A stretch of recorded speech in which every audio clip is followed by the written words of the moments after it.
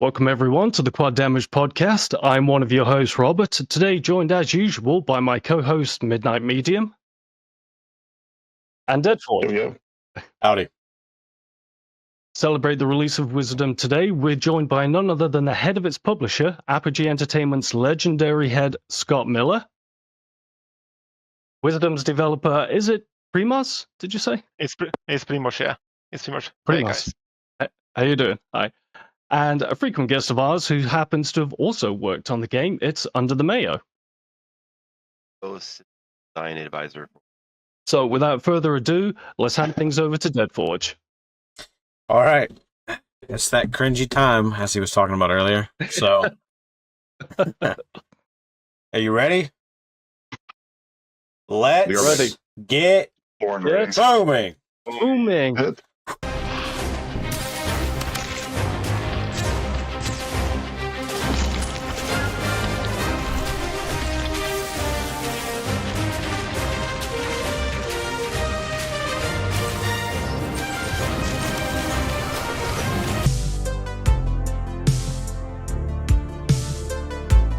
So we worked together on a project actually called Vexlands.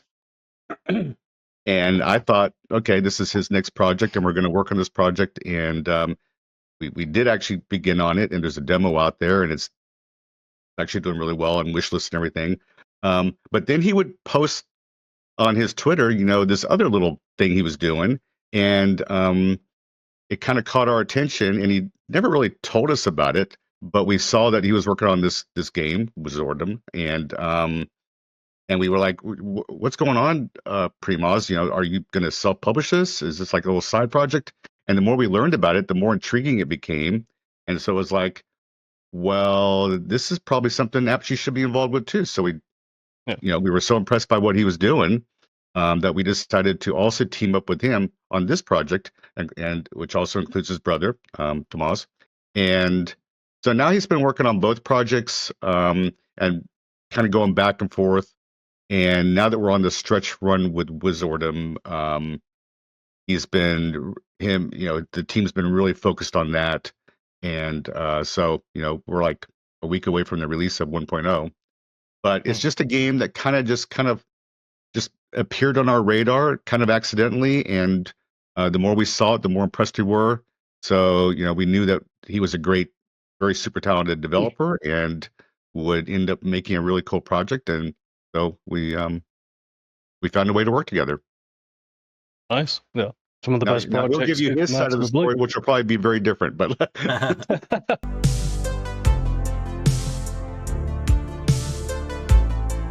So the story behind it is that I was playing like a few years ago. I was replaying Catacomb Abyss. Do you know this game? It's really super old. It came. Oh yeah, I recognize the influence right away.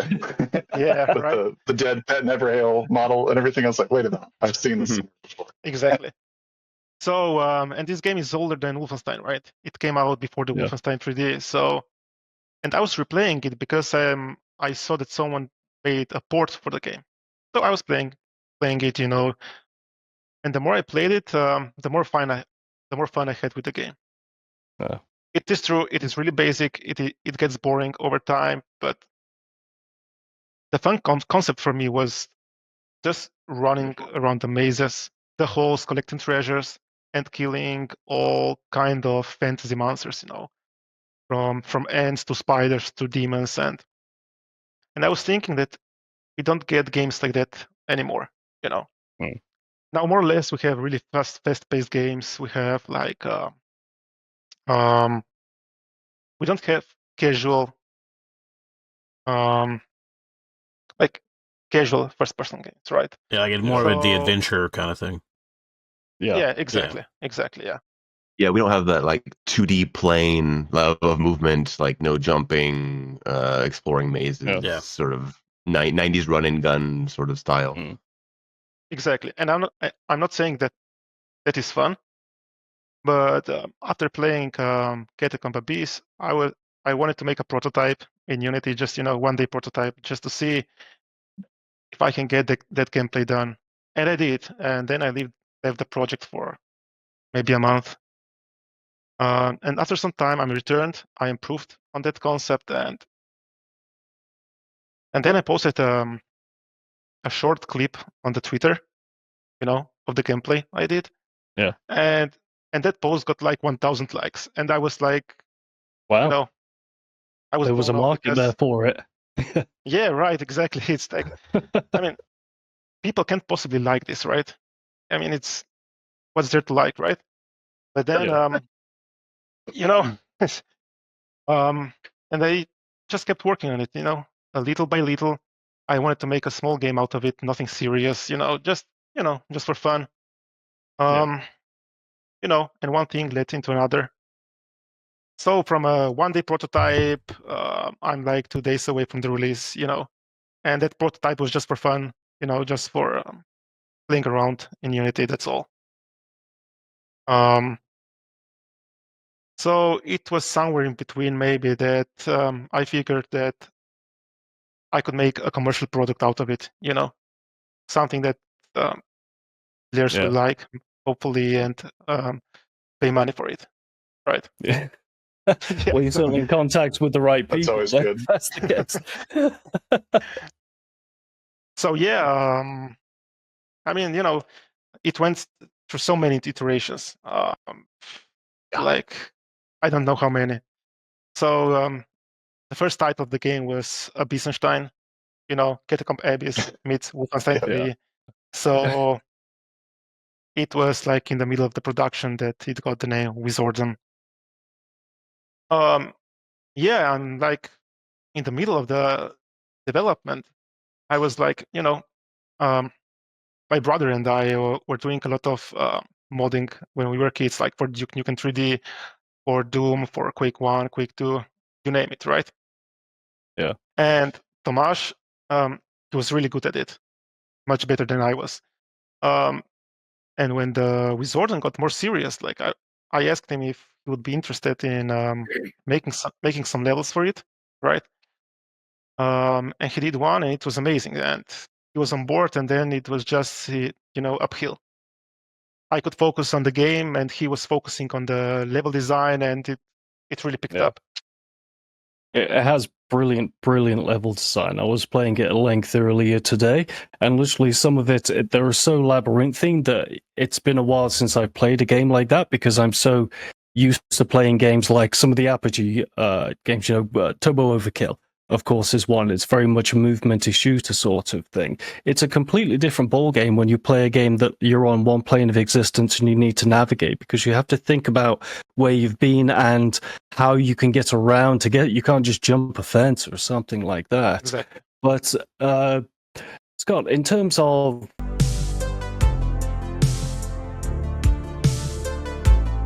when you take on a project like this, from a more bird's eye point of view, from your perspective, how do you look at a project like this and think, how do I balance giving the developer creative freedom whilst also kind of developing something that I know is going to, turn a profit for the company, and so it can lead on to other bigger, better, wonderful projects? Yeah, it's I mean, for a lot of the projects that we work with other developer teams, where we have 12 projects in production. Half of the projects are basically internally started projects.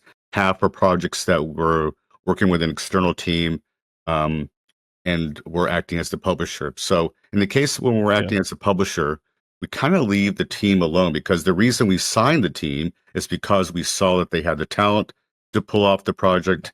We saw that they had the vision to make something that was going to be sort of marketable. So for the most part, we leave them alone. We'll throw in some ideas here and there, and for the most part, the ideas that we throw into the basket are ideas that it's up to the developer if they want to use the ideas or not. So it's really just a matter of, we only want to work with people who are making projects who we think know what they're doing already and are going to build something that there's a market for. So for the most part, we're pretty hands off. Primoz may tell you something different, but that's how we like to think. No, but see, it's true. Yeah, that's why I like working with Apogee in general. It's like there's not too much pressure. I mean, I don't feel the pressure on me. I have a lot of creative freedom. I mean, most of it Everyone is chipping in with ideas, and they support the ideas. Why it would be nice to have this, but if I don't roll with it, it's fine. They accept it, and so there's no stress on me, and I can get really creative. Yeah, you don't feel any stress until one of my reports comes in, buddy. I saw the video. It is like the most Mayo sort of video that you can do. Yeah, so this is what you need to do, and see you later. Yeah. But just to add to that, we really don't. I mean, like if developer comes to us and says, "Hey, we're going to miss a deadline" or whatever, our philosophy is, we want to release the best version of the game possible. So if that means it needs to be cooked in the oven longer, whatever. We're not ever rushing the developer or the team to meet a certain date. Our release dates, for the most part, are picked by the developer, and if they need more time, we're totally willing to work with that. The goal is just to get a good version of the game out. Of course, yeah. Who was it that said that if you put out a bad game, that's kind of all that people remember? It doesn't matter how many times you iterate it and make it into a good one. The first impression is always kind of what people tend to remember. But I know that there are certain publishers out there that put things out before they're ready to come out of the oven. Let's say that we could probably name. Unfortunately, that is the case. Yes, yeah. Primoz got to a little bit of it already with the catacomb references that were pretty obvious for the piece somebody just put in, but anybody else might just think, oh, it's just a wizard in blue cloak, no big deal. I'm sure that's just what this world has. Yeah, the hands on screen, the pet Neverhill. I also noticed there was a little bit of, if I'm not mistaken, Ultima Underworld and the way that the map fills in as you cross through the world. Am I reading that right? Well, the thing is, I never played Ultima Underworld. When I was a kid, I never had this game, so I was playing it like a few years ago, just trying it out. So it wasn't a direct reference, but it is like a reference to dungeon crawlers from back in the days. That's for sure, yeah. Right on, yeah. That's for sure. I noticed a lot of pre-Doom games, and I was like, okay, this is my style. I like this. This is the place nobody goes. And that was like also part of these iterations, because I was trying to mimic like old games, but if I wanted to make something serious from the game, I had to improve. So I was adding more and more stuff to make it more modern, like or something, because I would put the first prototype out, it would be terrible. It's worse than Catacomb Abyss. So. Yeah. Are there any other, like an unlikely source of inspiration that someone might not immediately pick up on that you've kind of, or a feeling that you've been shooting for in the game that might be a surprise to somebody? They go, oh, that came from that? I mean, it's mostly like from the games from the 90s. I mean, that's from the game mechanics and stuff like that. But overall, I was the main inspiration was like fantasy games like Heroes of Might and Magic and stuff like that. But from the first-person shooters from the 90s, like we have lots of we got quite some ideas from there. Like we have crossbow, like in Heretic, We have storm gauntlets that are from Exxon, I think, or Heretic. It's like it's not like copy paste. It's always we always change it. Like in Heretic you have this crossbow. It's more like shotgun, while ours is more like railgun, stuff like that. And I mean there are many references. I would say. I'm sure that players who are playing the game will find them in the game sooner or later. Yeah, I think overall the game just has a really good flow between its visuals, just the design of everything, and the combat. It all feels really good. I feel like it was kind of a full circle moment for me when I knew you guys were coming on, because back at the very beginning of Quad Damage, the very first promo that I ever made had Wizordum in it. It was at the very beginning of the promo. It was like, oh, that's cool. Because I thought it looked really cool, and I hadn't really seen much on it at the time, and I was like, oh, it looks awesome, so I put it in there. And then they were like, oh, Wizardum, coming out soon, they're going to be on. I was like, yeah. A single screenshot of Wizordum just screams like this is old school shit. Oh yeah. It's you can take one screenshot. It's extremely distinctive, even amongst games within that engine. Yeah, it's got a real good look. And you can, exactly, which is, I mean, obviously, other game engines you can make them as colorful and bright and as full of personality as Wizordum has, but when you play the game, when you hear the music and you're going around and stuff, it evokes a certain feeling in you. And what I said was that it reminded me of growing up in rural England in the countryside. It's not like medieval music playing in the background and stuff, but but it has that feeling of that elation of things are nice, things are happy. You're enjoying yourself out in the outdoors, and you can see the trees and stuff, which. When you juxtapose it compared to what you're actually doing in the game, going around on a mass killing spree, it is, it is quite a fun thing to look back and say, oh, wow, yeah, I'm really, really enjoying this. But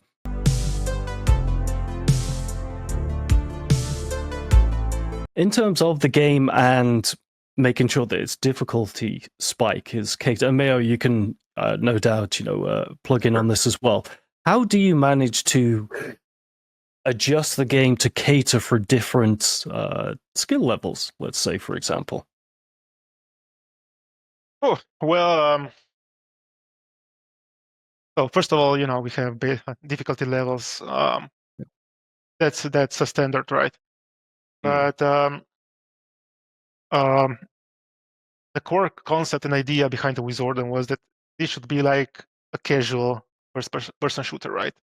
You don't have to be hardcore to play it. You can just, don't play it for 6 months, just come back and enjoy one level in the evening. That was the core idea.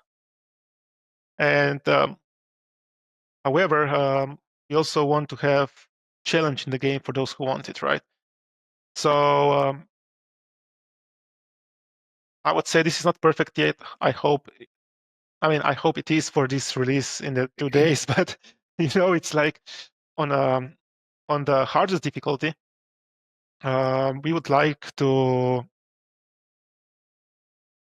Players will need to use everything they know about the game to pass the levels, right? Because we have spells in the game next to default weapons, and on normal difficulty, you can play through the game without using the spells if you don't want to. But on Nightmare, the topmost difficulty, we want players to heavily rely on spells to finish the game. Yeah. And I know I didn't answer your question just yet, but so on. Oh, you'll get there. It's okay. Take your time. I'll get there.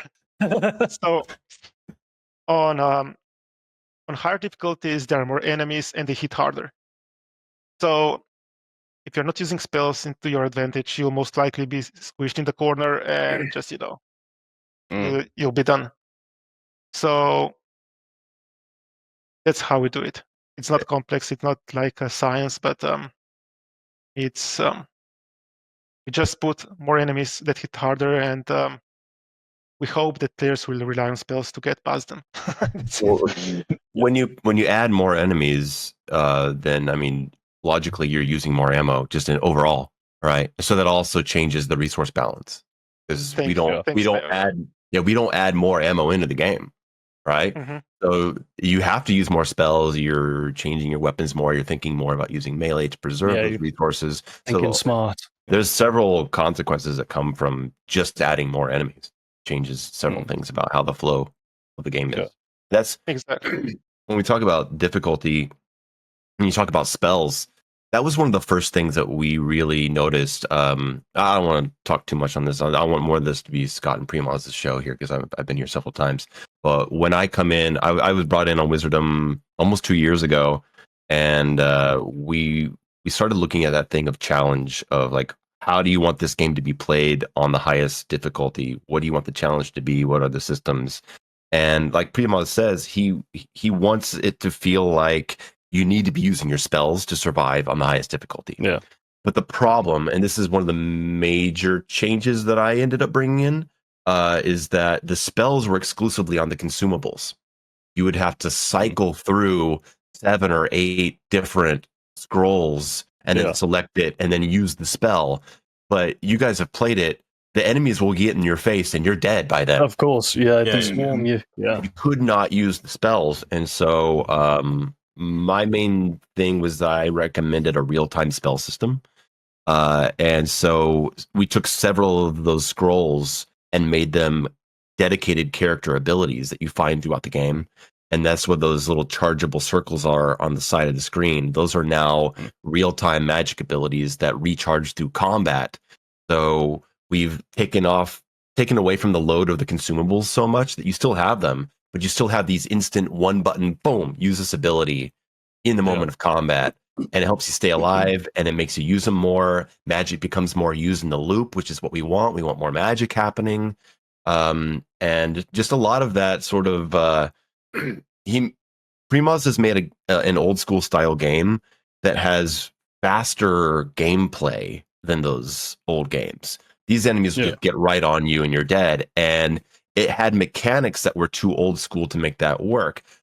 All the spells were on the consumables. They took too long to select. The grenade button used to be, you had to pull out the grenade and then throw it. And just that pause in the animation meant that you were dead. And so when I came in, one of the first things that we did was change several of these systems to be instant. An instant melee button instead of having to pull out the melee. An instant grenade button. Moving the spells to a real-time spell system. And that just broke the game wide open. And now the player is able to dance with all these abilities instead of feeling encumbered by them or burdened by them, which means that we can also ramp up the action to suit the player's abilities. And that's when Wizordum really started taking off. Exactly. That's been the most fun thing to do, helping with this game. Me and Primoz don't talk all the time about this, but I come in here and there and I do a pass and I'm like, hey, here's what's feeling good and here's what's not, and then we go from there. And that was the input stuff was one of the first things we did. My turn to talk. Take it. No, I just want to say that the reason Mayo is here and part of Wizordum is that was it 2 years ago that I first started talking to you, Mayo? Yeah, almost 2 years ago. So he'd released a video on YouTube that we saw that was talking about one of the early episodes of Turbo Overkill, and he was pointing out some areas of gameplay design and so off that needed work. And his analytical view on it was so, in my opinion, spot on. It was like, we need a guy like this to help us out with a lot of our projects, who can get under the hood of the gameplay of a certain game and really dig into it and find out that, the nooks and crannies where to adjust the knobs and stuff and make things shine even more. So, thankfully, he's able to work with us, and he's actually helping out with several of our important projects. And he does this kind of amazing knob twisting on all of these projects. So he's, in some ways, he's one of our secret weapons here at Apogee to make sure that our games are just really, in terms of gameplay, finely tuned. And I can see working with Mayo for years to come. He's pretty awesome. Oh, no, I don't know. I don't know what to say. Primoz can probably testify to this. It's got to be a weird feeling for a director of a game to be working with Apogee, and then out of nowhere, suddenly Under the Mayo shows up. He's like, "Hi, I'm Under the Mayo. I'm that YouTube guy. Apogee wants me to do a sweep of your game and see what's up." And they're like, "What the fuck?" Okay. John Mayo just walks through the door, and there he is. I just show up. Hey, what's up? I'm going to play your game and give you a report. But by the time I give you the first report, you're like, "Oh, okay, all right, we can have a relationship." Because we work well together. I bet you didn't think it all. Thank you, Scott. It was very nice. I feel like your critical, your kind of critical skills come from all those years of Mortal Kombat. Yeah, definitely. Like that's where it comes from. And Rob, you mentioned the video. You saw that. I don't just write a report. I do a full YouTube style video breakdown for the publisher to be like, "Hey, this is what I'm talking about," and I find that's just so much more helpful. I love that it's so unedited as well. You can see you're reading from a script, and you're like, "Yeah." So next point, I'm like coughing. There's a cat in the background. All of the imperfections that we edit out of our YouTube video, just raw there. I'm like, oh, I bet you didn't think all of this would happen when you sat down one day to make a video about Doom No. Eternal's Marauder. No, God, no. I had no idea that I'd be here helping out. Come along with me. As cool as Wizardum. Yeah. Yeah. Scott, got a question that one of our previous guests, a friend of the channel, Ruby Ranger, so he mentioned something, and I'd be remiss if I didn't mention it to you. It's the shareware model. Ruby Ranger mentioned that, in his opinion, early access nowadays is like shareware but paid. Would you agree with that? Because you're literally the guy that came up with the business model. I actually didn't come up with shareware, but my sort of what Apogee did was we were the first to really figure out the episodic model. Yeah. We release one episode and then you can buy the other 2 episodes. So that was kind of our breakthrough, and that was the first model that really made it possible for companies like us and Epic and other ones back then to make money in the game market. Because before I came up with that model, people would just release the entire game. The way shareware was meant to work was you release the entire code, program, app into shareware, and then it would say, if you like this, send me $15. Yeah. And the thing is, I knew that if people already got the whole thing, what's their incentive for sending you more money? And there were people who were putting games into shareware back then, but they weren't making money. Like there was this game it was a fantastic game called Captain Comic. I can't remember who made it, but he released the whole thing, and I'm like, dude, you messed up. So it was basically the idea of breaking games into a trilogy and releasing the first episode. That's kind of like, nowadays, obviously that's not around. But early access is kind of similar in some ways. There's parallels there.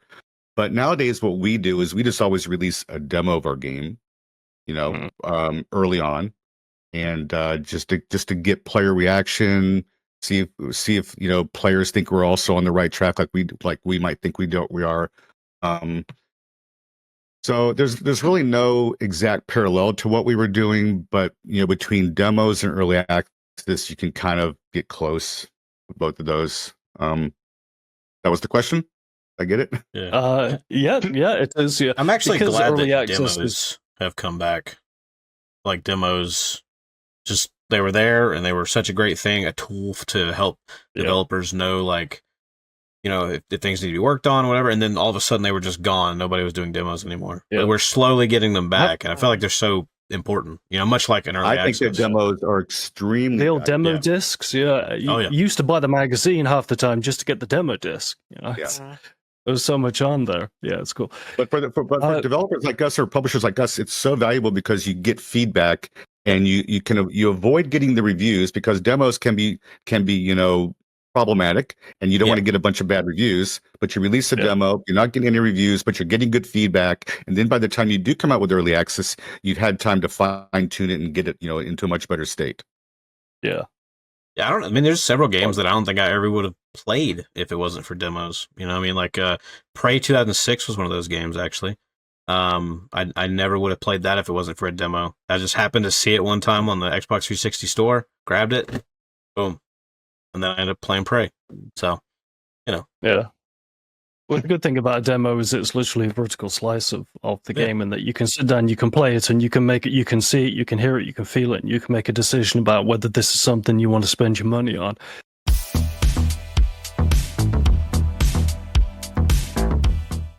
Alrighty, for those of you unfamiliar that are watching this for the first time, this is just 5 questions. Since we've got so many guests, we'll break them up a little bit.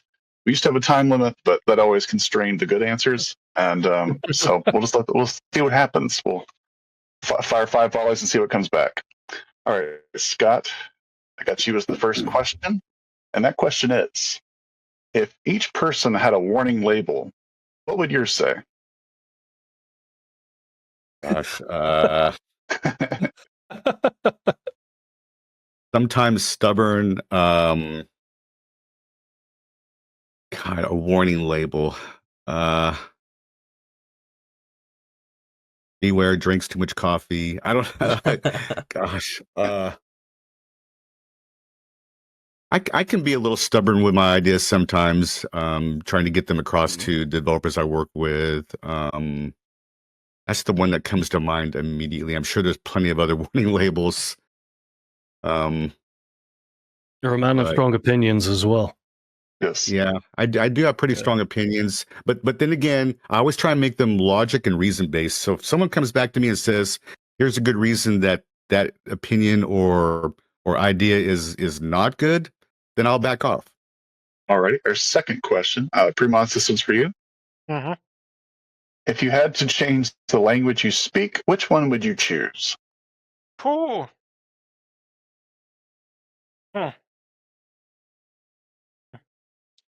I don't know. I guess I would just go with English because I mean I speak English, but it's you use it everywhere. It's I mean that or Spanish maybe.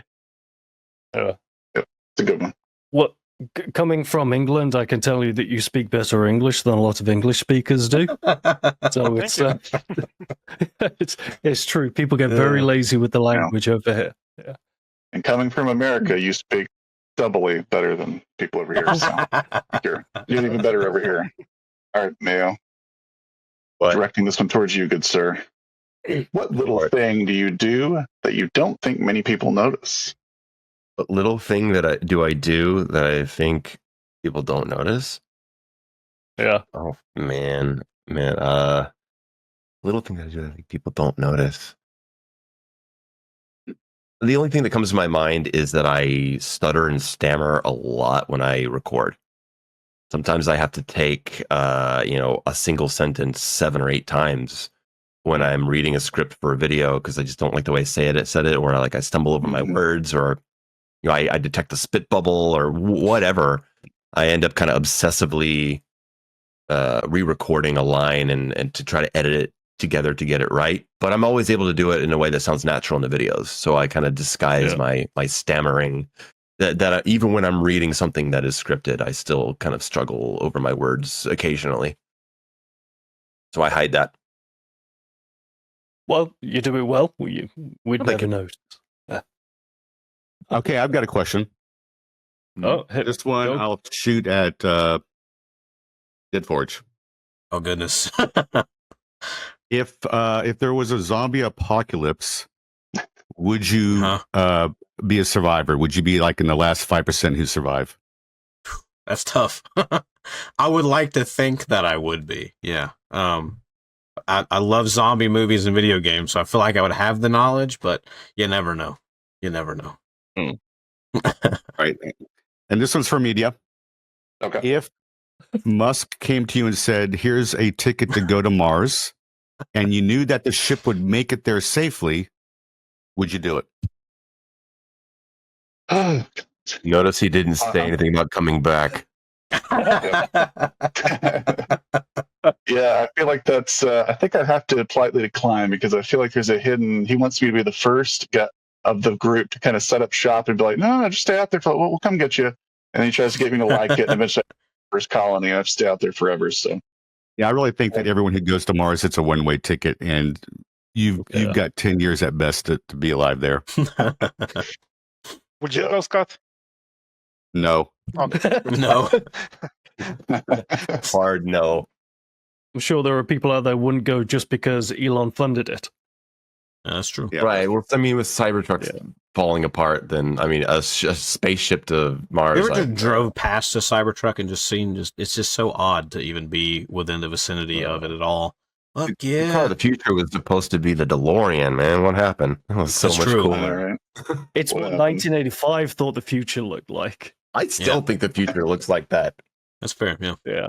That's the I wish it basis did, of all though. like sci-fi future pretty much is like, between the like 60s, 80s area there is what like most of the inspiration comes from. I know. Well, even Blade Runner now is a historical movie. It's set in 2019. That's like, holy crap. That's, When it comes to games, I always tell people that we work with, never attach a date to your game. You will eventually come to regret it. Yeah. Like even back when we were doing Duke Nukem, originally, one of the guys when writing the story said something about, I forget what year, but I was like, no years in Duke Nukem. In our mind, it's always like a little bit in the future. Yeah. We don't ever need to attach a date to it. that always will come back to bite you in the ass. A future that feels like the 80s and 90s.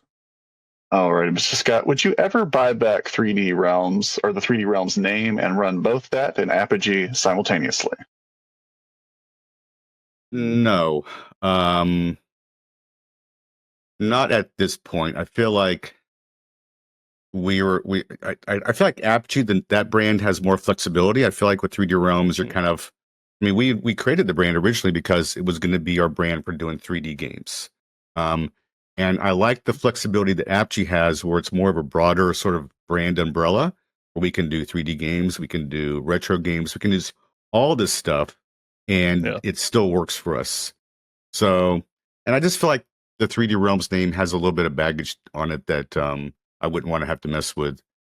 So right now, I'm super happy that we have the Apogee name. It's if I could pick between one of those two brands, there's no doubt I would pick the Apogee name, and like I said, I'm super happy that we have it.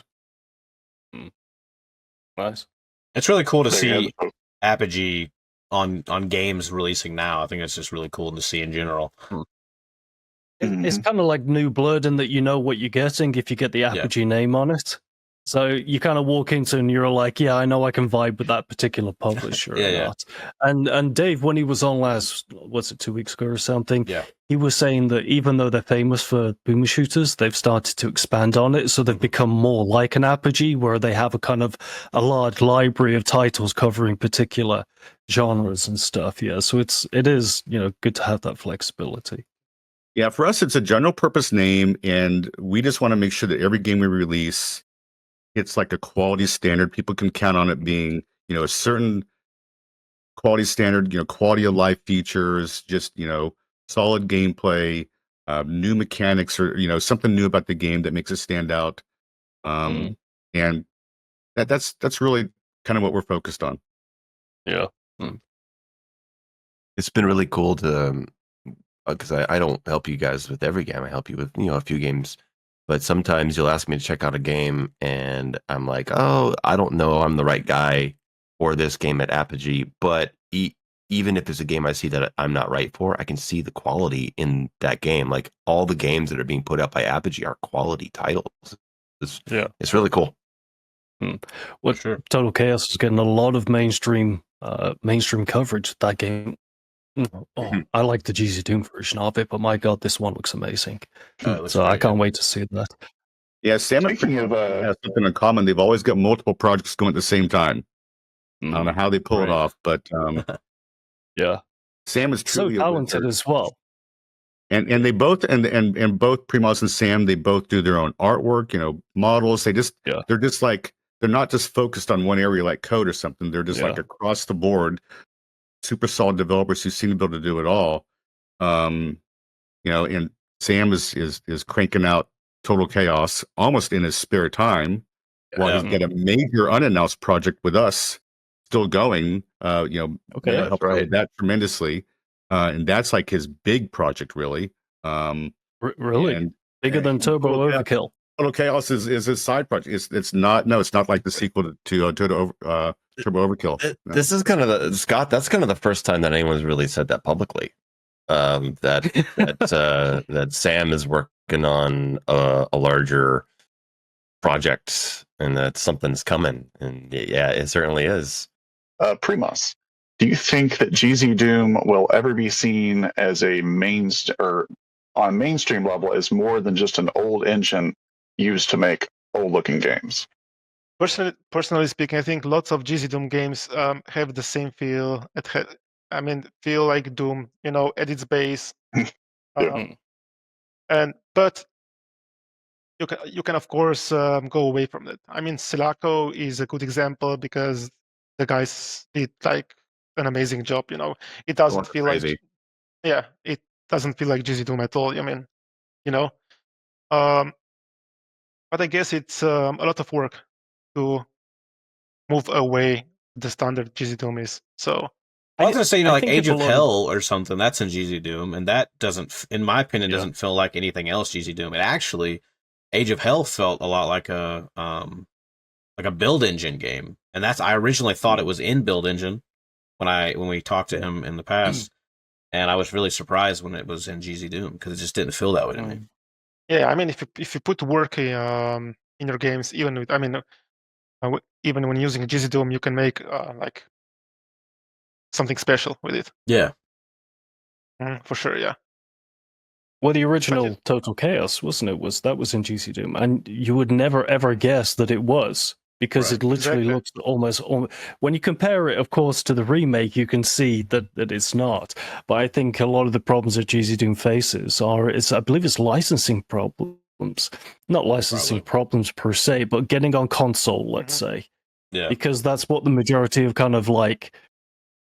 I don't want to say layman, but just covering the Xboxes and the PlayStations and that sort of thing. They don't give a damn about your game engine. It's people like you and I that talk game engines. Yeah. If their game was on PlayStation or something, that would become a new normal for them. They would never question it. And side note, the world needs more build engine games. It's my favorite game engine. Here, here. It is good. I agree. Yeah, I think we need more in build engine to this very day. Or honestly, even just like just push like.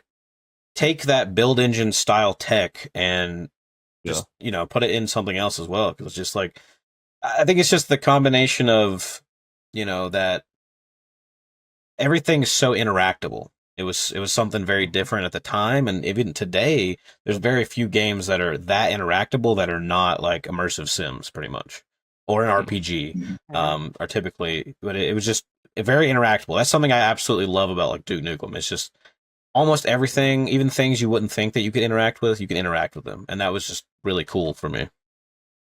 Yeah. There was a time when the build engine was the most licensed engine in the game industry, as far as I'm concerned. Yeah, it was being used way more than because we had it in a bunch of games. There was like 3 or 4 games released with it before we even released Duke Nukem 3D. That sort of, we licensed the engine and somehow they beat us out the door. Well, the somehow is they didn't do a great game. Is the secret to how they got out so fast. That's fair. But yeah, and so there was 3 or 4 games before. Then we were involved with 4 of them, with Duke Nukem, Shadow Warrior, Blood, and a game called Runes that eventually came out as Power Slave. And then there was a bunch of little side games that were done. So there was a time where we were ahead of the pack. We were the Unreal of that little 1 or 2 year era. Was Redneck Rampage in build? Yeah. That was a build. Yeah.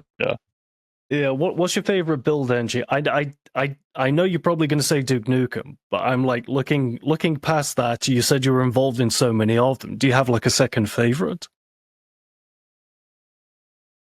We ended up selling the rights to Blood about a year into development to Monolith, and looking back, I wish we wouldn't have done that, because I loved working with Nick Newhard on that project. He was the lead developer who originally came to us with the idea, and we funded the project and gave him the engine to use.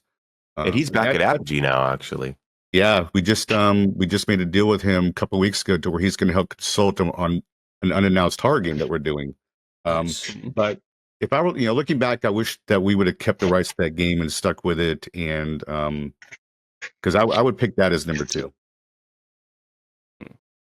Okay, yeah, I think a lot of people tend to, when you talk about build engine, they'll always cite Blood and Duke Nukem. Shadow Warrior is kind of there along with them. It's a fan favorite. Everyone's like, if you have to show someone this game engine or one of the best games from this era, 9 times out of 10, I feel like, But he's got so much personality, though, isn't it? It comes through the screen. Caleb is kind of cool in a subdued way, whereas Duke Nukem is like, I'm here, love me. Actually, so I have a good question for Scott. Do you think that it's ever possible that like Gearbox will allow anyone else to attempt to make a Duke Nukem game one day? Do you think that's even in the realm of possibility? I think that's what they want to do, honestly. I think that back when I was still talking to Randy, which goes back 10 plus years ago, his whole game plan, it seemed, if I remember this right, was that they weren't going to do it internally because they were basically focused on Borderlands. And at the time, I think they were also doing Battleborn. But in any case, his whole idea was they don't really think they're going to do it internally, but they'd love to find an external studio who has the chops, has the experience, has the passion behind it. But I think the problem with Duke Nukem now is that, it's still for the most part a single player style game. And, I think that you're looking at a $20 to $30 million budget at least to make something that I think Randy wants to make. Yeah. And that's a lot of money to put into a single player game. And so I kind of think that Duke Nukem is we're not going to see any Duke Nukems anytime soon.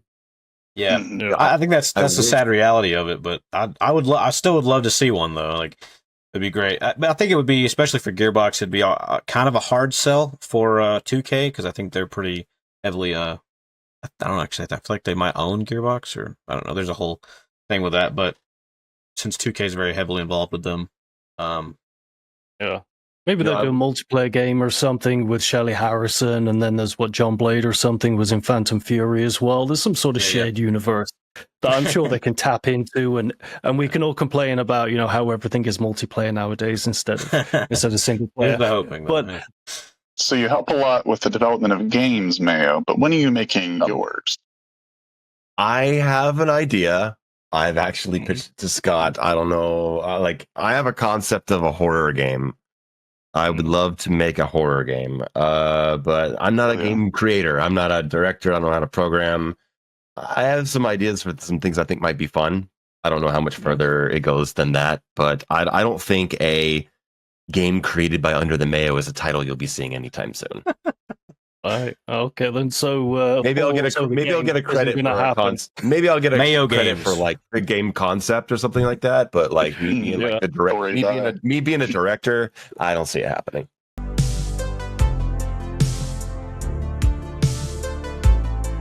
Gotcha. How did you come up with the art style? We touched on it before, how it's so distinctive. You can literally take a screenshot and that it's that game here. Yeah. How did you come up with that? Okay, it's really simple, actually. I mean, I was talking about one-day prototype at the beginning, right? And I was needing some textures, and I'm also a pixel artist. I'm not the best one, but I can do some stuff. And I needed some textures for that prototype. And usually when I start working on some pixel art piece, whatever it is, I pick some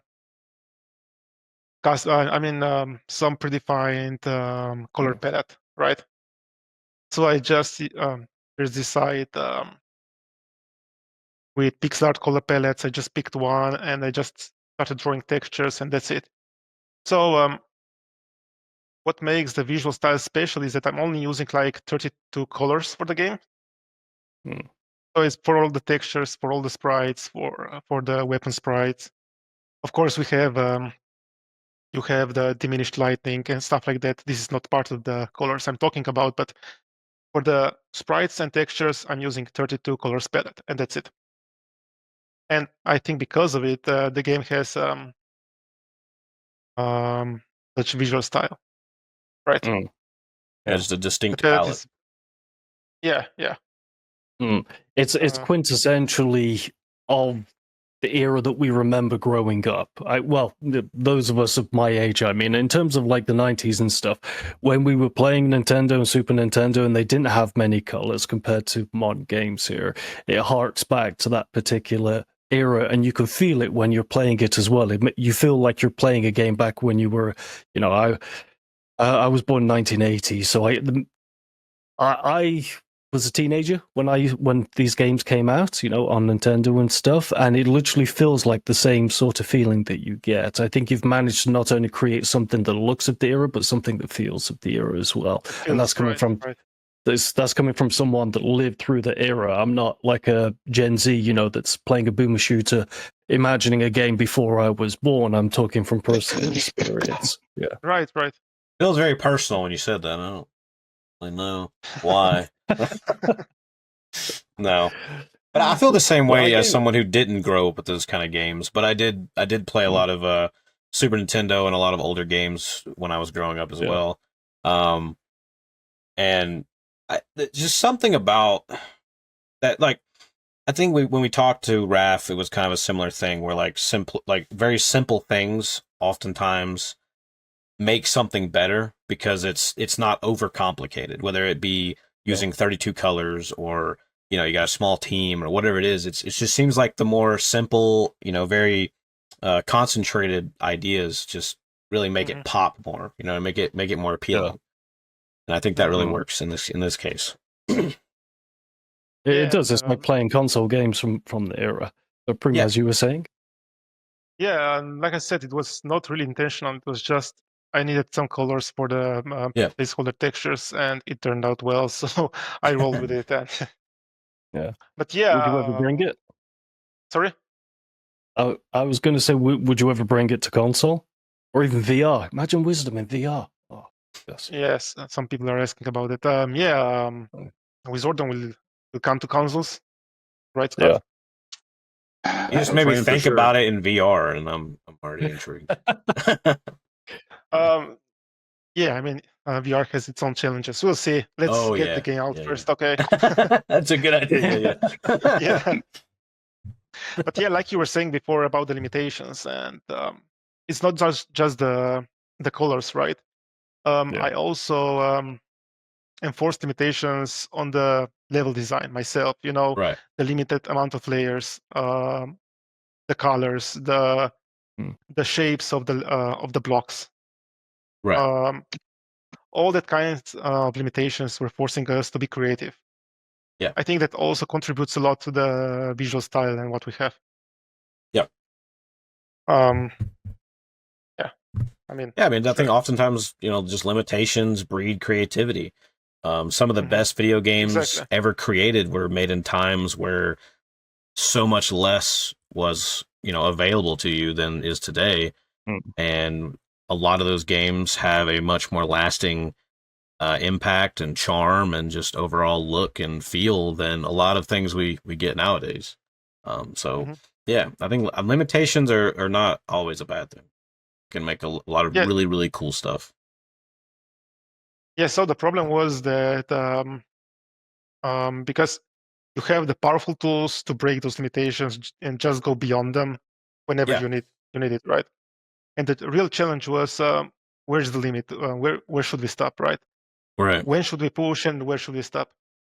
And a lot of times, Tamash, the level designer, was pushing me a lot about, like, you know, we should do this, we should increase the layer limitation of the levels, we should add this, we really need this. And I was like, no, we need to keep it simple, we need to keep it low, we need to keep it. And whenever he was pushing me, like, constantly, it was like a sign that we should move boundaries a bit. Yeah. So, and it was like that usually, yeah. So me and Tamash are really, really working well together, like, just, you know.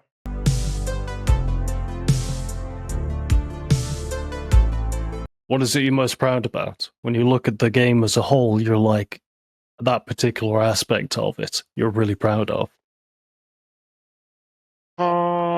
I was talking the other day with someone, and it's like I can really feel the game. I spent like 3 or 4 years in the game, on and off, but I'm enjoying the game constantly all the time. In this state as it is right now, we have like comparing to early access, and now we have new sounds, we have more visual effects, we have spell upgrades, we have so many more stuff, and it's a pleasure playing the game. And I'm really proud how it feels, and I'm really proud that we can take this out to the world in 2 days, and overall it feels a really nice product. You know, one of the major differences is from early access to now is the real-time spell system. When the game first went out there and people did their videos and talking about the new game Wizordum, it did not have the current real-time spell system. So anyone who played it back then should jump back and needs to jump back in and see how different it feels. Sorry, Mayo. The last early access version has spells already. Yeah, what I mean, like when it first came out in early access, and that's when everyone talks about it, that initial time, and they make their videos about it. That version of the game that people saw is quite different from how it feels to play now. And so if they haven't been keeping up with it, they're going to be in for a nice surprise when I know a finally lot play of the people 4.0. do like hop in when early access first drops, and then they'll kind of see like, oh, the game's being updated, but they kind of won't play it until it's fully released again. They tune Yeah, out. so- yeah. I have a question. When did we make the decision for the ice staff to take a lot of ice shards to kill a frozen enemy? I don't remember when we did that, but that was also a big change. We made it to where frozen enemies with the ice staff would break instantly from being shot with something that was not the ice staff. So you can freeze a bunch of enemies and then shatter them or switch a weapon. You can't shoot them more with the ice stuff to break them unless you shoot a lot more, and that kind of pushes more weapon variety. Correct me if I'm wrong, but I think that's in the game for quite a long time. Yeah, it's been there for a while. I think maybe we just made it take more ice shards. Yeah, most likely. Yeah. Yeah, that was a huge surprise to me when I was playing, because I was thinking, well, if Mayo's working on this, then surely weapon swapping is of some importance. So I was sitting there testing it, and I was like, oh, there's ice, there's got to be a break. And then it was just like, just a couple more ice shards kills. I'm like, the variety, like it doesn't need to be about weapon swapping so much, but like it's because it creates such a cool decision, because it's not just freeze them and then switch weapons. It's not just that. You also have the alternate fire of the ice staff that insta shatters anyone who's frozen, but it costs 10 ice shards. So you have the player has a cool decision: freeze a room and then switch to your fireballs or your shotgun or your melee and break them all with one shot, or use the ice shards for the alt fire and shatter them all at once. What do you want to do? What is the resource cost that you want to spend in this moment? That's what makes it interesting. It's not just A and B. It's not just do this and then do this. It's do this and then now what are you going to do depending on the situation? Right. And that makes it so much more cooler to use.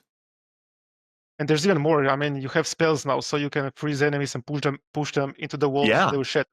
Right. It's great. Or you can blink through them with the sorceress, and they will also shatter. So, there are so many possibilities how to play Wizordum right now, and you can get really creative with spells and weapons and stuff like that. And that's what I meant before, that playing the game is fun right now. I can play it in a different way. It's fun all the time. And we added the store. That was one of the other big changes, because early on the treasure was just for points. That's one of the first questions I asked. I said, okay, well, if you're hiding away treasure, why do you want people to find treasure? And so we eventually added the upgrade store. So if you are actively exploring, you find enough to upgrade your weapons and upgrade the alternate attacks, get the magic attacks have a second charge level. And all these things start building on each other to create a more engaging system and more progression for the player.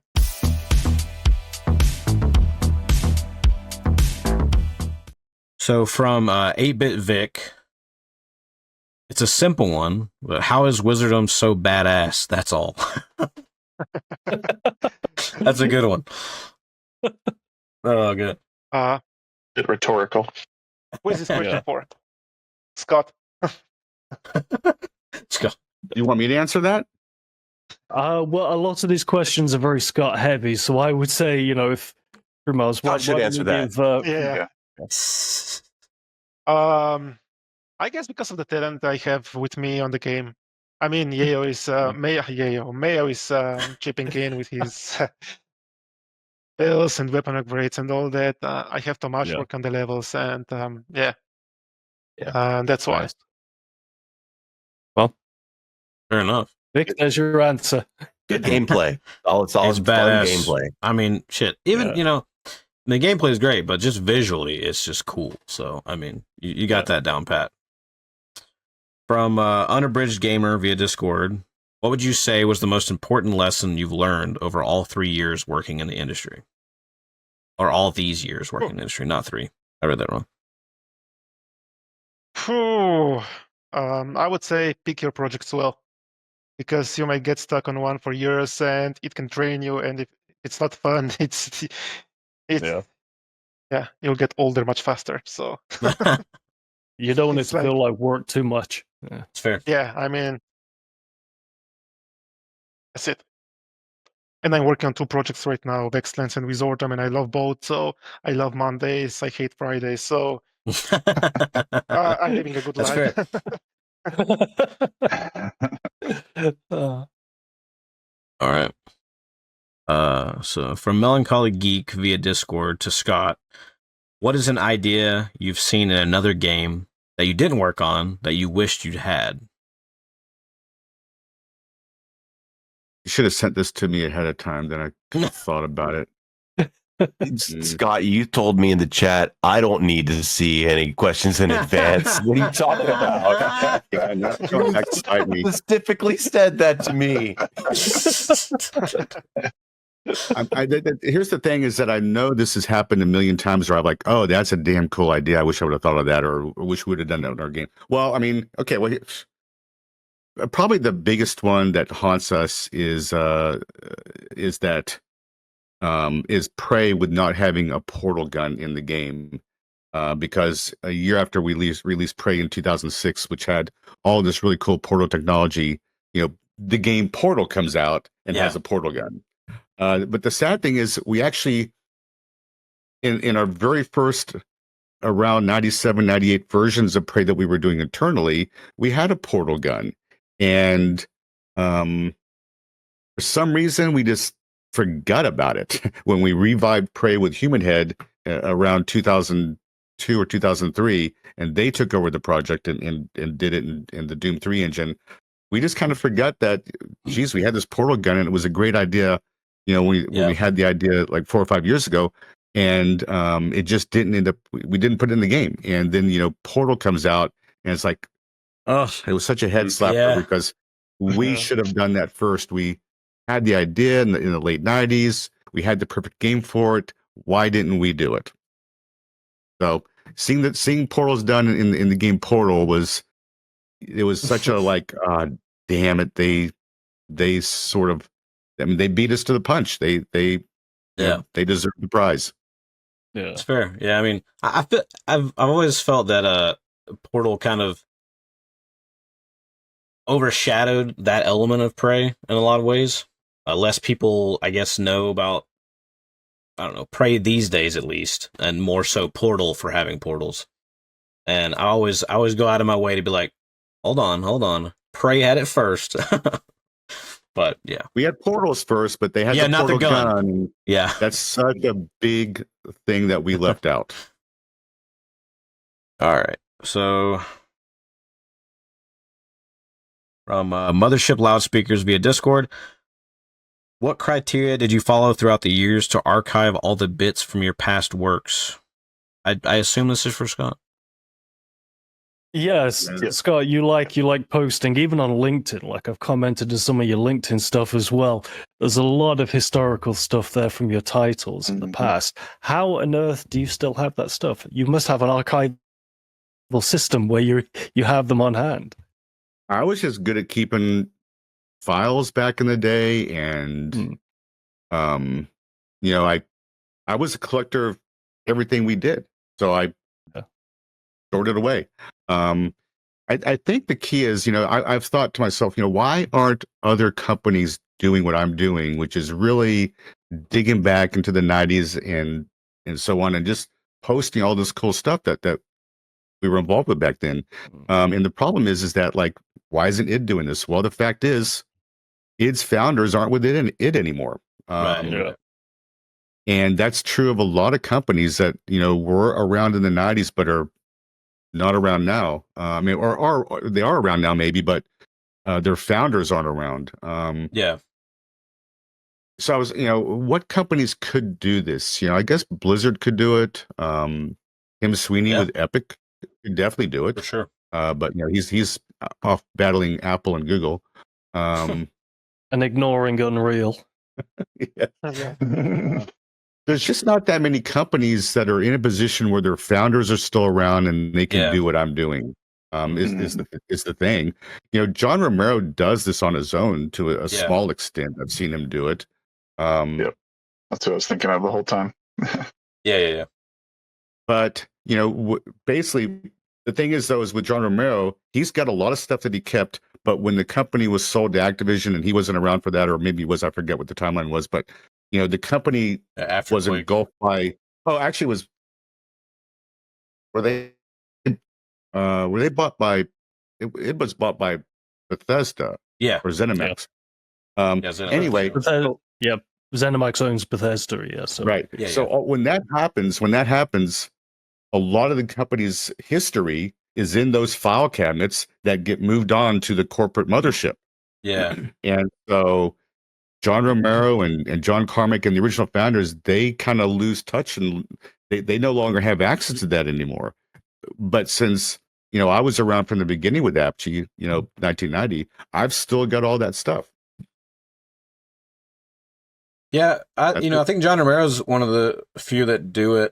Tim Kaine is pretty big on that kind of stuff as well. He's one of the others, who has a whole channel devoted to showing off all his old stuff, which is cool. I think that's awesome. I think that's a cool thing that when No Clip digs into studios in documentaries and stuff, you get to see all this cool stuff that used to nobody really talked about or showed off, and now we're at a point where a lot of people can, or some people can do that, and it's really cool to see it when you can.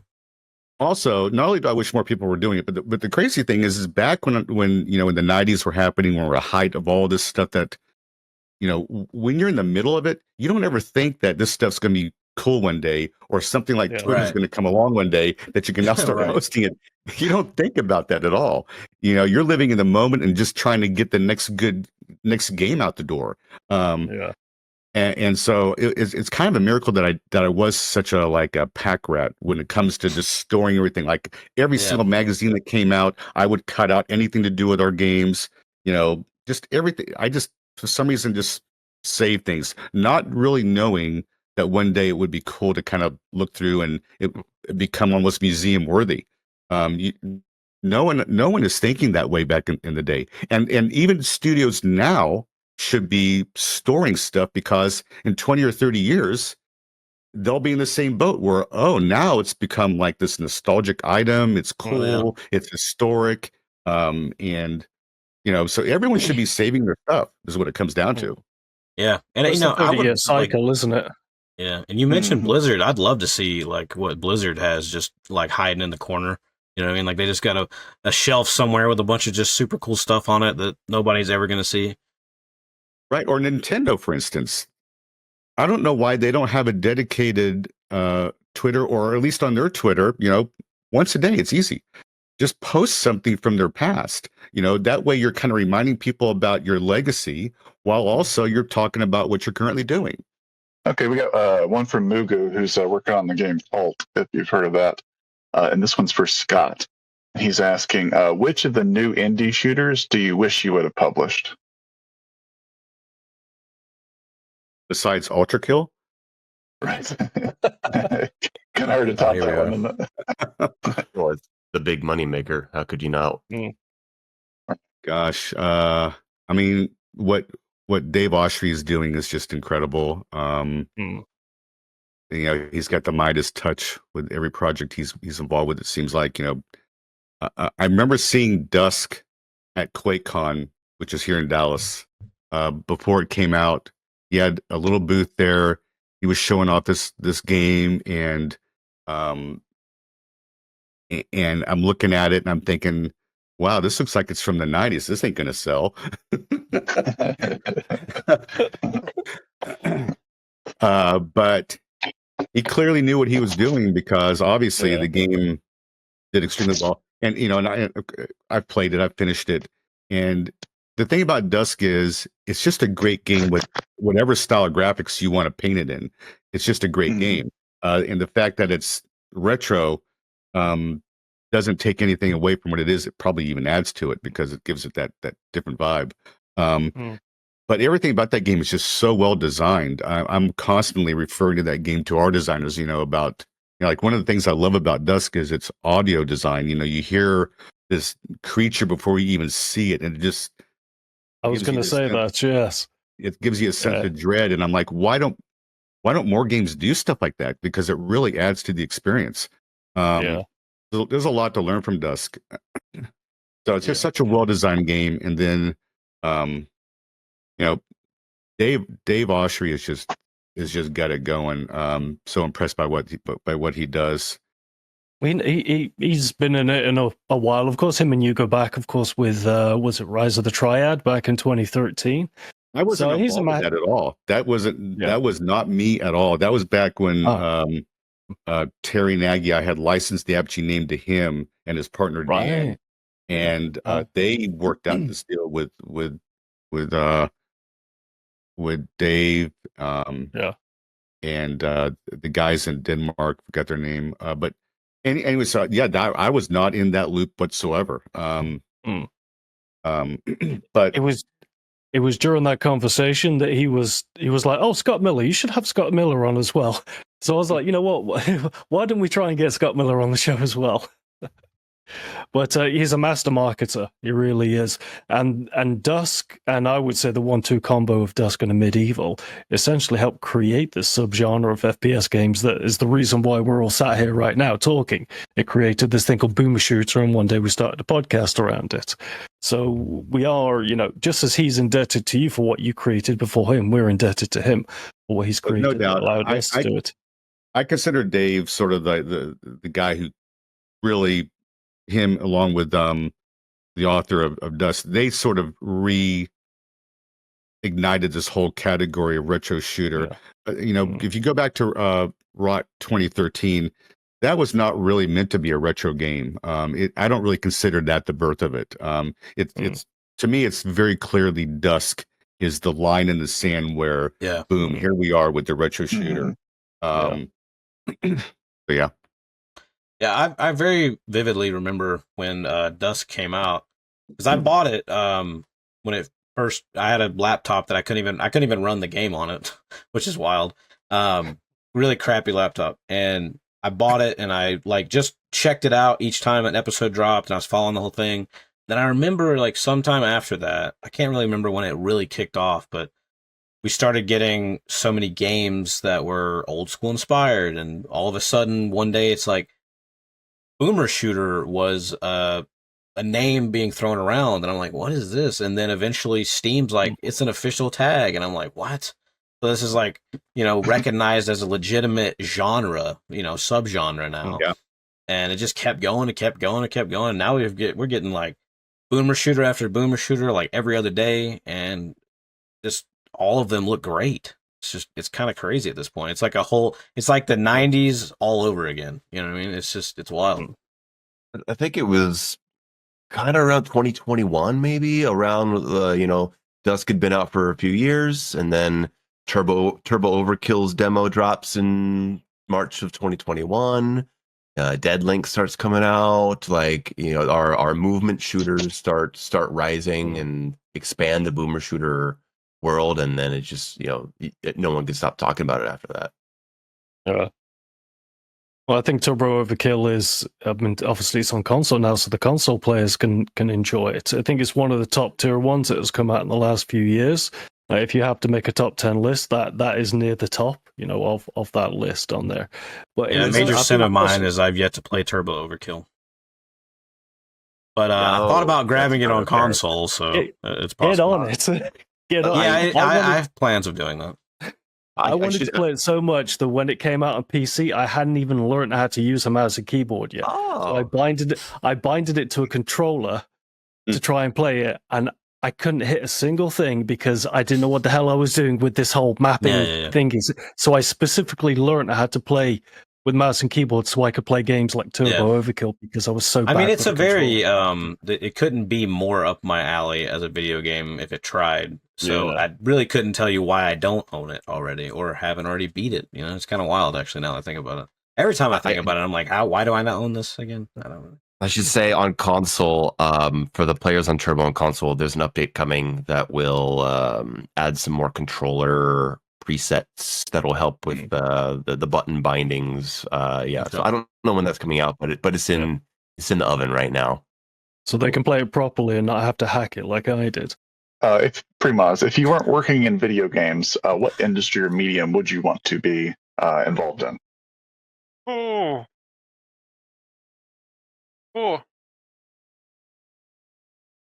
As a kid, I was hoping to be an archaeologist, so maybe something like that. I don't know. I did not expect that. or a gardener. Yeah. There you go. God. Yeah, that was one of mine as Love well. nature, Growing up, either way. archaeologist. So this is why you end up making a retro-looking game that's set out in the outdoors, because you wanted to be a gardener and an archaeologist. No, but right now I feel like I said, maybe gardening or something like that, because like, Yeah. yeah, gaming industry can really makes you tired. So, Yeah.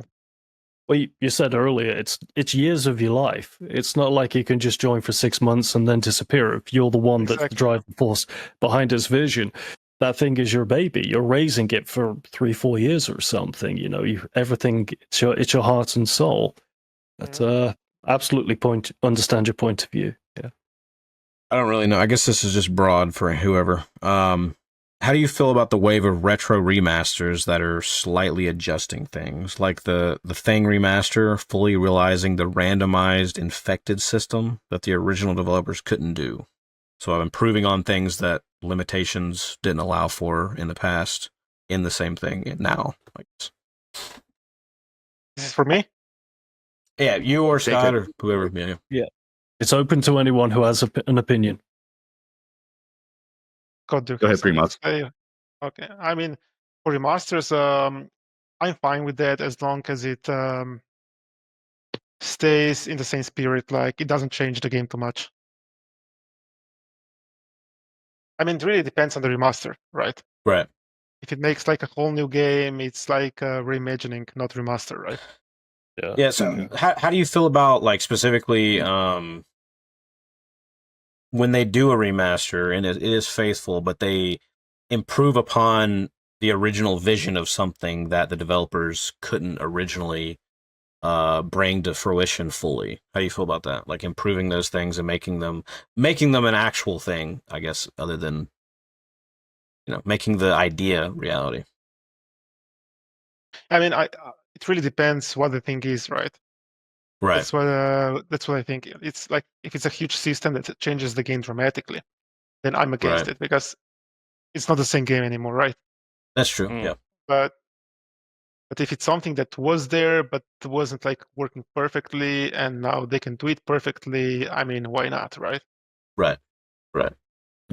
I mean, I think the easiest solution for that is you simply have a toggle that's, play it the way the original designers made it, and or toggle it to this new system. See if you like that better. Yeah. That's what actually what's what the Duke Nukem, that Gearbox release, did, where you could play it in the 3D type of thing that it was originally released in, and then you could play it in like truly full 3D. See, I would love to see Star Wars Episode 4, where I could toggle between hand shooting first and never ever see the version where he doesn't. That's fair. That's fair. Yeah, It's such a bad effect. It really. So how does it feel for games to finally have their own legacies? We're still a fairly young medium, figuring a lot of things out, but we've crossed the bell curve into having storied histories. I feel like we kind of touched on that a little bit earlier. Well, I mean, Scott. Scott, you were. Scott, I think this is one. Yeah, you tied to. You were there with exactly. the software in the hotels making Doom, right? Yeah. I mean, I think it's great that we're at that point now where we can look back on the history, and there's definitely landmark games and landmark studios, and we've got this history now, kind of like the early days of the film industry, where a lot of star actors, actresses, had emerged by that time, and directors were coming about. It's just, I love that we have several game museums now around the United States. A lot of them contact me, in fact, trying to get me to send them stuff and whatever. Duke Nukem Library of Congress. We've got enough sort of old timers writing their memoirs or their books, like Doom Guy and so on. So it's really cool to see this industry maturing, and we have this history that we can now look back upon, and like I said, landmark events and games and so on. And back when I was starting, late 80s, early 90s, none of this stuff even occurred to me. Yeah. It wasn't like that, really. I remember hearing that Sid Meier, the Civilization guy. Yeah. I remember hearing that he had turned 40, and I'm like, what the hell is he still doing in the game industry? But now 40 is nothing. And there's tons of people in the game industry are that age or older. And Ed Boon, Mortal Kombat, man, he's still going. Yeah. So John Tobias. We've definitely matured as an industry. We've definitely got this history and legacy now. And I'm doing my part to sort of keep it alive and let people know about the history. And it seems like there's been some good documentary, like first person shooter, like the 4-hour documentary. So all of this stuff, I just love it to death. I love it to death. There's this movie Tetris, which I thought was hilarious. I need to watch that. Really good. And I don't know if it's entirely accurate or not, but the fact that it's being done, it's about the game industry. That's a big plus in my book. Yeah. So the more of this stuff, the better, as far as I'm concerned. And also, we're seeing now, really good entertainment, linear entertainment, like The Last of Us being done based on games. Where in the 90s and 2000s, I didn't really think we'd ever see something quality that was based on the game property, but now it's happening. So we've made some major steps in the right direction, and I'm super happy for it. We've come a long way since forcing my dad to take me to see the Street Fighter movie. That poor guy. It's a guilty pleasure. It's like the Super Mario Brothers movie. It's bad, but if you're in the right mood, then it's a good movie to.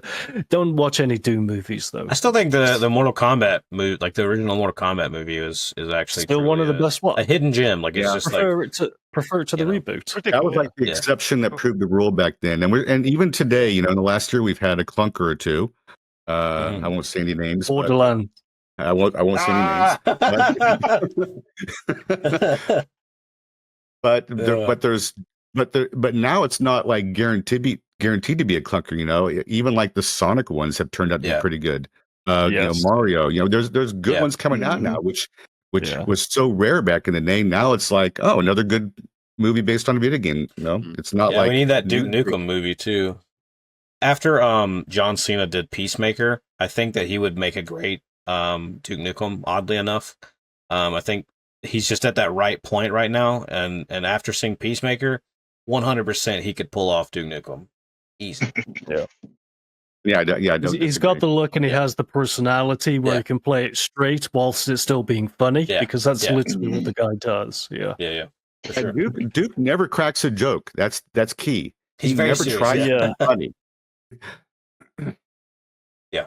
So we have competition.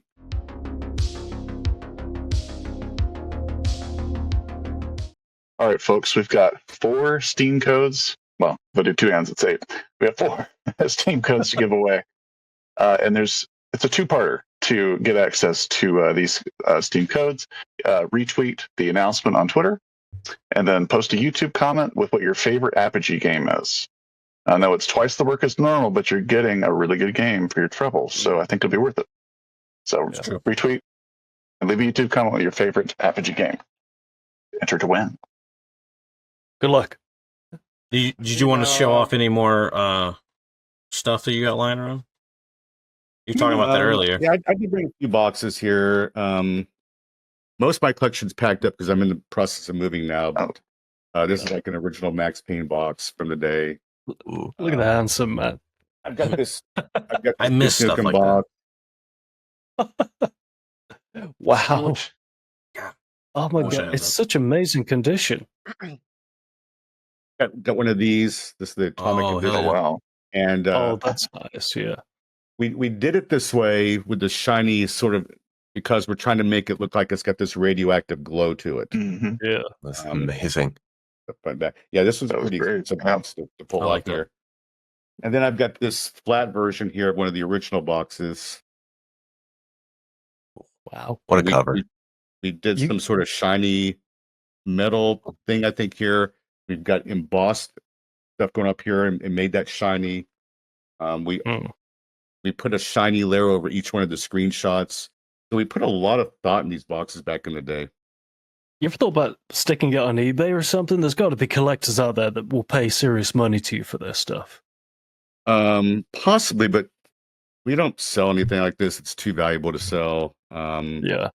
And I'd rather have it than sell it. You know, probably something like this could probably go for maybe a couple $100 on eBay, but it's way more valuable to keep it because at some point you run out. And I don't want to run out. We've only got like 15 of these left. So, oh wow. Yeah. Scott, have you ever seen this game, Rad Rogers? Oh, of course, yeah. Okay.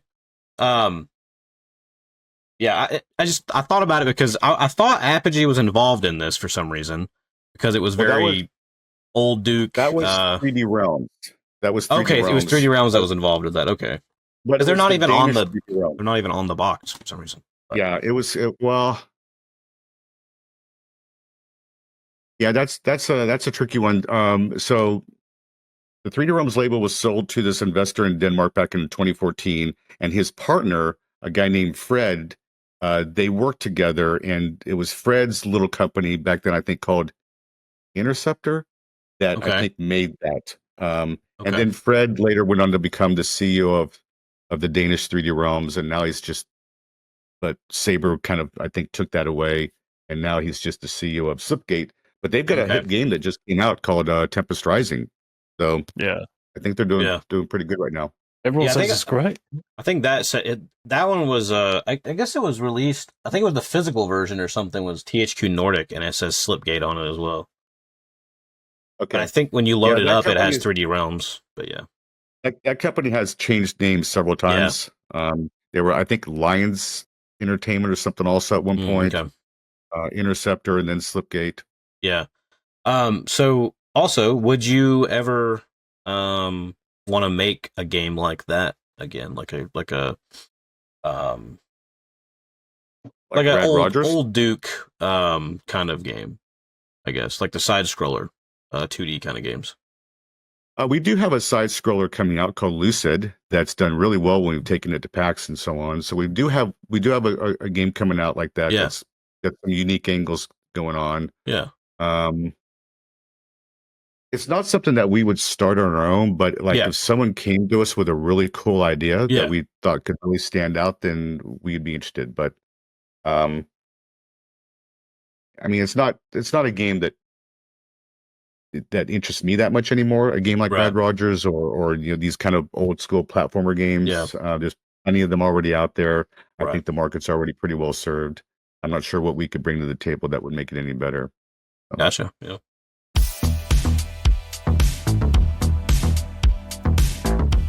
So if any of you three have a question for Alex Hutchinson, who's the head of Raccoon Logic, working on Revenge of the Savage Planet and previously Journey to the Savage Planet, who will be our next guest. Ask him. What is what is your game? Ask him. Does he prefer Coke or Pepsi when eating pizza? Okay. Well, sticking with the pizza thing, I would say jalapenos or no jalapenos, and the correct answer is jalapenos. Absolutely. Always. What little hint there? Always. I walked out of a movie theater once because they didn't sell jalapenos with the nachos, and I just refused to watch the movie. That's I just fair. walked out. That's fair. They don't work without jalapenos. That's fair. Exactly. All right. So thanks for watching the Quad Damage Podcast. We'd like to thank our guests for joining us today. Scott Miller, Primoz, there we go, and Mayo. Hey. If you want to check out I lose my mind. I'm losing my mind. It was just me. Okay. But anyway, if you want to check us out, you can check me out on Twitter at Lord of the RPG, I think is what it still is. Deadforge on Patreon. And I think that is it. And you can find Medium. Wherever you can find me Midnight Medium on YouTube. just doing long form retrospectives on Twitter or X or whatever you're so inclined to call that interesting part of the internet. I think it's a midnight medium there. There you go. Okay. And then where can we find you, Scott? Oh, me? Well, I mean, I do have a Twitter. I think it's Scott Apogee on Twitter, whatever you say it. Whatever. All right. I don't care. Twitter X. Yeah. And Quickster. Primoz. Yeah, you can find me under Emberhard Games on Twitter, or X, or Wizordum. Both. And Mayo. Under the Mayo, you can find me in the garbage cans next to my opinion. That's fair. That's fair. And then we will circle around to Robert to do everything quad damage. So first you can find me at Yapp on x.com, the Quad Dam podcast on X and Blue Sky, and Quad Damage podcast on Reddit. You can find links to buy Wizordum in the links to video descriptions. That will be this main podcast that you're watching right now, plus also the highlights that we're putting out afterwards. We're also going to put out a few posts promoting the game as well. You can find links to purchase the game on Steam that way, and the links to everyone's socials that you've heard here today will be in the description as well if you wish to follow them. Keep on booming. Well, Booming. Keep on booming. Yeah. I love Mayo. Keep on booming.